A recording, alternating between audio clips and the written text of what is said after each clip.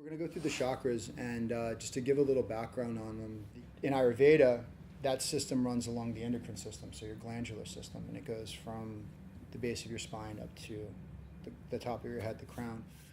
Where traditional Chinese medicine sees everything broken down into the individual organs, Ayurveda opens it up a little bit more broadly, but they line up. A meridian is not a cable of energy.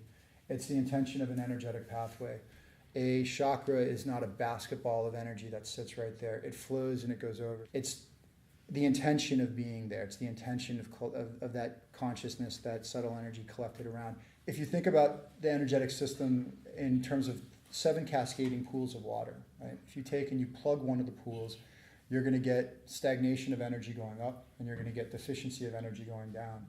And so all of that energetic stagnation, all of that stress gets compressed and put onto the next day, and the next day, and the next day.